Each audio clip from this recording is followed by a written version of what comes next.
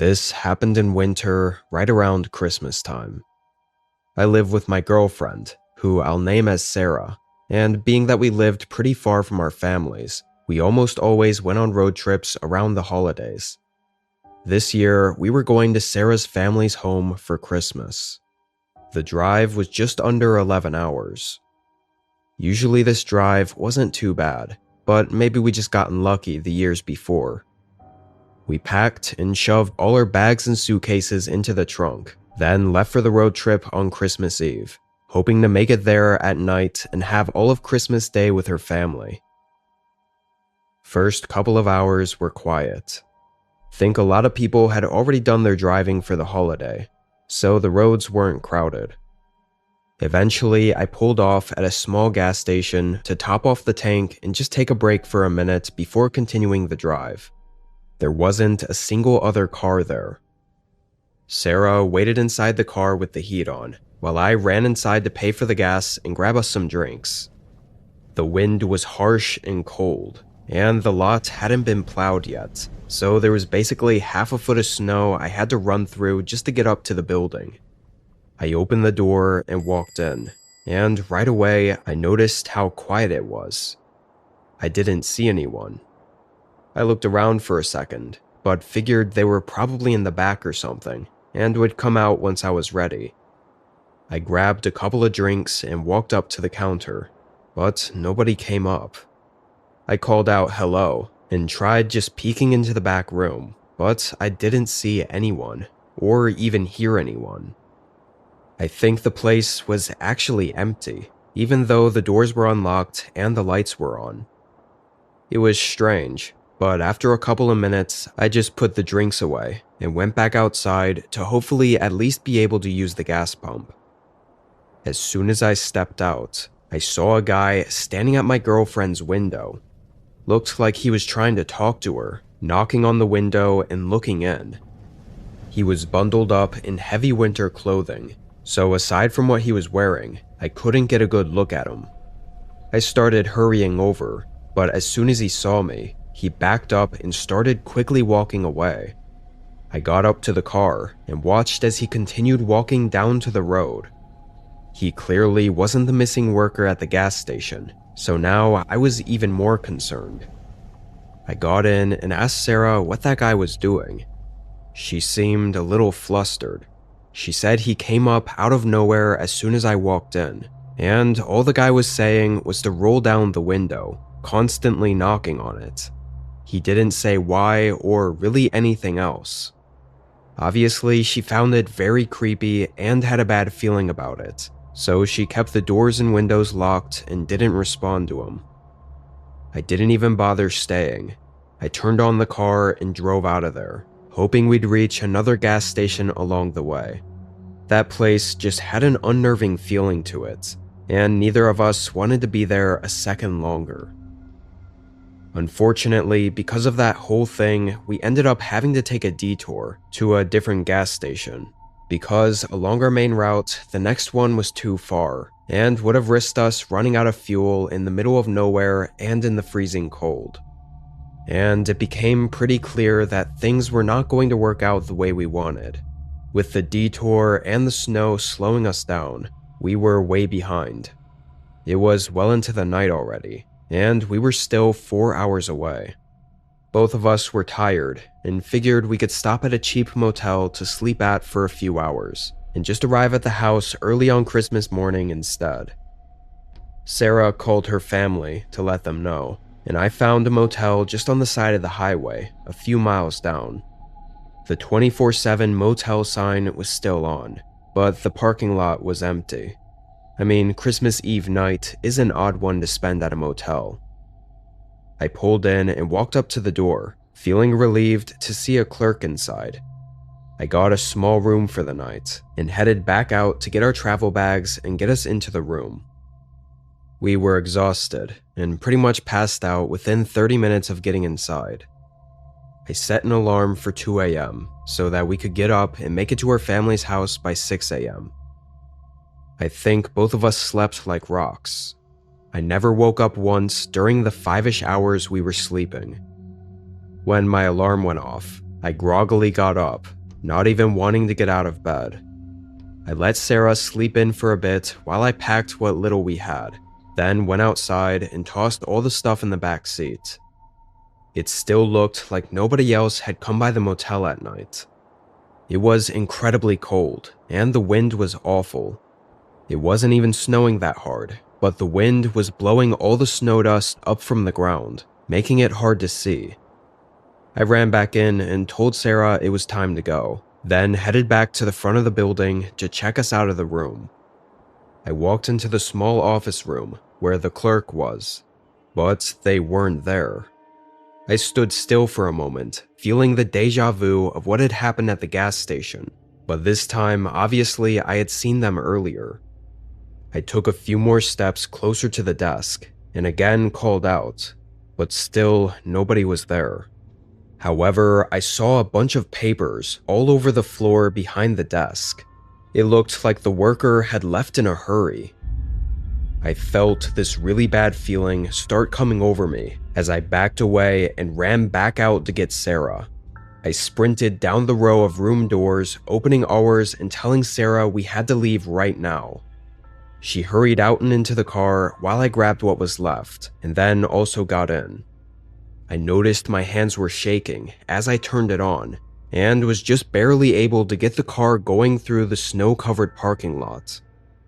It was as I was pulling back onto the highway that I passed the side of the building and just caught sight of a man on the side of it. Even from that quick glimpse, I saw it was the same guy from the gas station, same winter coat and everything. Knowing something was definitely wrong, I got onto the highway and Sarah called 911. We met officers at a gas station 15 minutes away, and this is where it got a lot more disturbing and creepy. One of the officers brought up how impossible it was that the random guy could have been following us without us noticing. And sure enough, he found a tracker stuck right under the back wheel well on our car. The guy must have stuck it there when he went up to our car at the gas station. It took over an hour for separate officers to go to the gas station and the motel, and me and Sarah went pale when they reported back that both workers were confirmed missing. So obviously this guy that was following us had something to do with it. My guess is that he had done something to the worker at the gas station before we arrived, and then when I got there, maybe he thought I saw something that I shouldn't have. So he followed us to probably get rid of us too. Can't say for sure, because they never found the guy. Only evidence was a blurry image from a gas station CCTV camera. It definitely was the most unsettling way to spend our Christmas morning. And really, we were thinking about it for the entire holiday week, but ultimately, that seemed to be the end of it. After that week, we got no updates on anything. Unfortunately, I haven't heard anything back about either the gas station worker or the motel worker, so I think it's safe to assume they're both still missing, which makes it even more eerie to think that both me and Sarah could have been still missing as well, had we not gotten out of there.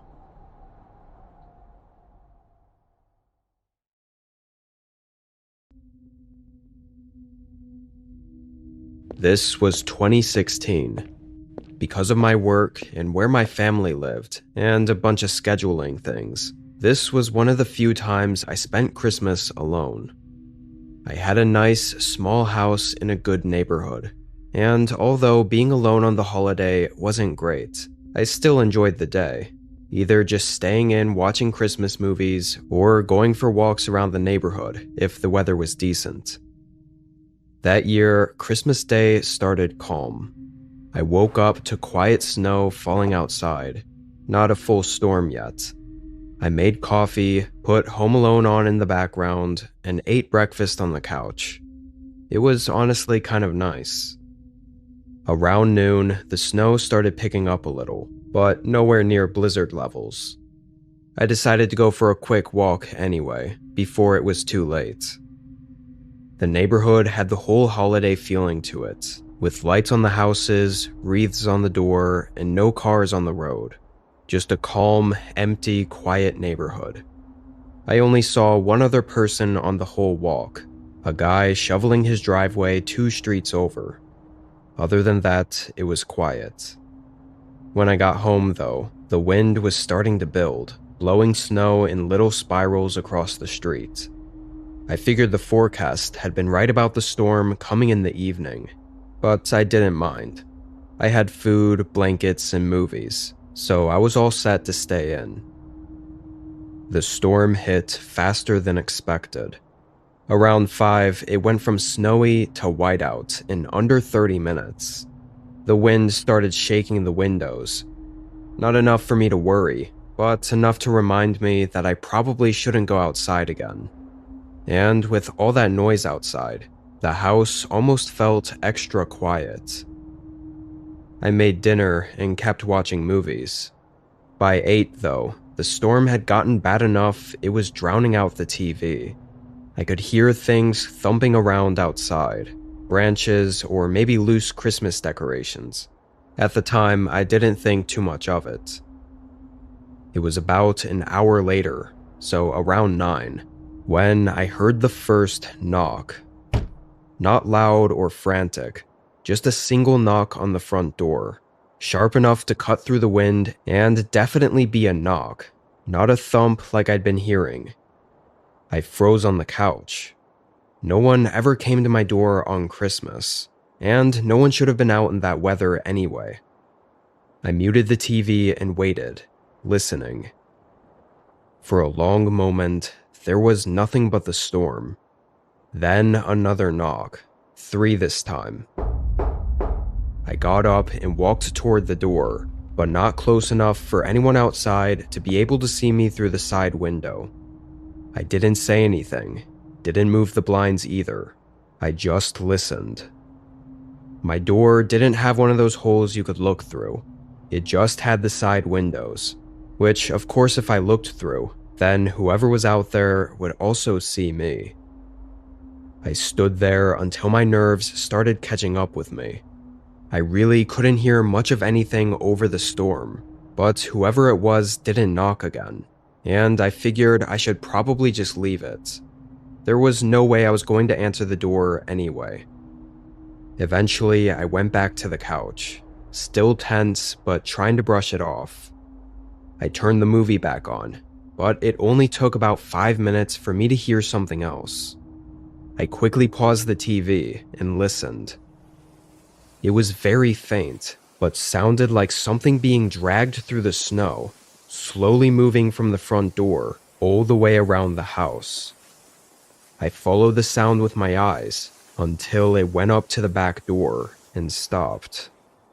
There was no curtain or anything covering that door, so I was hesitant to even peer around the corner and look. But then there were those 3 knocks again. I almost couldn't believe it. I stood up and tried to slowly lean around the corner and look at the back door. Instantly, I saw a pair of eyes piercing in at me. It was so dark, though, I could only barely see the man before I moved back out of sight. What the hell was he doing here? I felt this was enough to call 911, even if nothing else happened, because of how creepy this was. I got my phone and got on the line with an operator. I still stayed in the living room, though, honestly just too scared to move and be seen by the man again. Something about the look in his eyes was horrifying. I think I was standing there on the phone for 2 to 3 minutes, when suddenly there was a slight scraping sound, and before I could even think of what it was, there was a sudden loud crash against the back door. I heard the glass shatter, and parts of the door slamming and falling onto the floor. The wind instantly flooded the house and covered up any other sounds I could have heard. I assumed the man got inside the house, but I couldn't hear any footsteps or anything, and there was no way I was going to look over there. I quickly hid behind the couch. Not the best hiding spot, but I didn't know what else to do. The fact that I couldn't see anything and couldn't hear anything other than the heavy winds made the next 5 minutes excruciatingly anxious and tense. I knew the man had to be walking around looking for me, or maybe stealing stuff from my house, but I didn't dare try looking. And then, finally, I heard knocks at the front door and a police officer's voice call out through the wind. I got up and sprinted to the door, letting the officer in. But the man was already gone. There were wet shoe prints going throughout parts of the house. I don't know if he was looking for me or what, but it seemed like after breaking in and barely searching, he just left. His shoe prints in the snow went toward the field in the backyard and were covered up by the blizzard within minutes. Even after the police left, I didn't sleep. I just sat on the edge of my bed with every light in the house on, listening to the wind rattle what was left of the back door. At some point, the storm let up, but the silence that followed felt even worse. Every creak in the house made me flinch. The officers returned when the sun came up to take another look. They told me they'd patrol the area for a while, but with the storm burying everything, there wasn't much else they could do. Before they left, one of them said something I still think about sometimes. He told me that with storms like that, it wasn't uncommon for people to wander, looking for unlocked houses, knowing the blizzard would cover their traces. But I mentioned the knocking and how he circled my home. The officer just shook his head.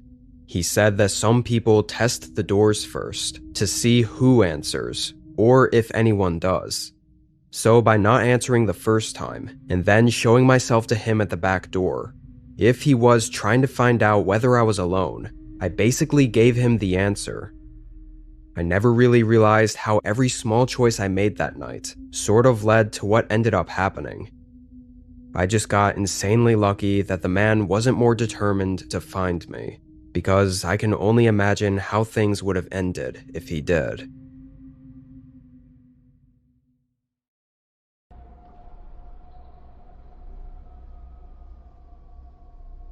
I was spending the weekend alone at my cabin-style house on the edge of town. It wasn't isolated in the middle of nowhere. There were other houses around, but they were spaced out enough that you could go days without seeing anyone around. I never got visitors, like solicitors or neighbors. The houses in this neighborhood were the kind people drove past without even thinking about it, because unless you looked intently, you probably just saw an endless forest of trees. It was winter, right after a heavy snowfall, so everything felt quieter than usual. A thick blanket of snow covered the whole area, and the woods behind my house looked deeper and darker than they usually did. I didn't mind being alone out there for the most part. The house was cozy, with lots of big windows, a stone fireplace, and just overall that nice cabin feeling. It was the whole reason I moved there. The first night, nothing weird happened until late. I stayed up watching YouTube videos in the living room, kind of half asleep by midnight. After a while, I turned off the TV and headed to my room. It was a one-story home, so my bedroom sat right at the end of the hallway. The thing about the bedroom is that it matched the rest of the home, having these massive floor-to-ceiling windows along the wall, and even a sliding glass door that opened toward the woods. Because the home was in a private location, with just the woods on all sides and no close neighbors, it made sense, I guess. But it did feel strange sometimes. Even just seeing my reflection in the glass at night would startle me, thinking someone was standing out there. But this night was different. As I turned off the lights and crawled into bed, I heard something. This soft cracking sound coming from outside. Not like an animal or the typical forest noise. This was louder, like someone stepping on a thick branch. A couple seconds later, it happened again. I sat up and looked toward the large window. Because the lights were off in my room, I could see outside through the glass pretty well. I stared for maybe 30 seconds before something moved in the solid darkness between the tall pine trees. Not a shape I could describe, just a quick shift of a shadow between two trees. like someone leaned out of view or leaned into view. I couldn't tell. Everything was still after that. After minutes of waiting and staring out there, feeling nerves building up in me, I started to think I might have just imagined it, like my eyes were just seeing shapes in the dark. But I didn't move for a long time. Eventually, though, I got up and double-checked the sliding door was locked, then got back in bed. After that, it took me forever to fall asleep. Every 30 seconds, I felt like I had to open my eyes and look out the window again. But every time, I saw nothing. The next day was strange. Nothing outright happened, but everything felt off in a way I couldn't explain. I'd constantly get that subtle, uneasy feeling, like someone was standing just out of sight, staring in. I kept glancing at whatever window was behind me, half expecting to see eyes looking in. I never did, but the feeling didn't go away. As it got later and became dark again, snow began coming down again, which eased my senses a bit. I think it made it even more unlikely anyone would be outside lurking around when it was cold and snowy, so I tried not to overthink. Around 10, I was watching TV in the living room, wrapped up in a blanket by the fireplace. The glow of the TV screen lit up most of the house, so I didn't even realize how dark it was inside until I left the couch to get a soda. And as I walked through the main hallway, I noticed the light in the far room, the small den with bookshelves, was off. I could have sworn I left it on earlier. I usually always kept it on because it provided a nice ambient light, so the house didn't feel like a shadowy cave. I went over and quickly flipped the light back on, figuring nothing of it, and getting my soda and sitting back down. I was maybe back on the couch for a minute, having just unpaused the TV, when I happened to glance over my shoulder. I wasn't even trying to check anything. It was just one of those automatic glances you do for no reason. But the light in the room was off again. I could feel the blood rush from my face. I stood up and walked down the hallway, just enough to see the switch from where I was standing. The switch was in the off position, physically flipped down. I just stared at it. Someone was in that room, and it was like they were trying to lure me in there. I started to back away. My phone was charging on the nightstand in my room, and my car keys were by the front door. I knew I needed to get both and leave immediately. I quietly moved to the other hallway and into my bedroom, grabbing my phone, but not before seeing something shift behind the glass. I looked up, and at first all I saw were faint footprints going through the snow behind the window, until it led my eyes to a large figure, a man standing just a couple feet behind the window. He was entirely covered by the dark, but I knew he was looking in at me. I sprinted back down the hall toward the front door, getting my keys, and hearing not one but two sets of footsteps on the other side of the house. I opened the door and ran to the side driveway, where my car was. As soon as I got in, I saw that same figure come barreling around the house and running toward my car. I turned it on and fled for the main road, seeing his figure standing where my car just came from and watching me drive away. It took a little over 30 minutes for officers to arrive on my property. What they found was horrifying. Multiple windows were shattered, and the whole house looked like it had been destroyed on the inside. Doors and cabinets ripped from their hinges, furniture flipped over, and dents and tears in the walls. I told the police that I'd heard two people inside and saw one man outside, but the condition they left the house in, it was impossible to know how the two got in quietly while I was at home all day. I stayed in a hotel for weeks after that, getting the house repaired and putting it up for sale.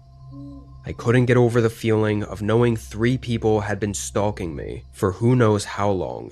And had I not escaped, I can't even imagine the horrible, disturbing things that would have happened that night. Even now, I have nightmares of me in that hallway, walking toward the room with the light off, knowing what was waiting for me just outside of view of the doorway.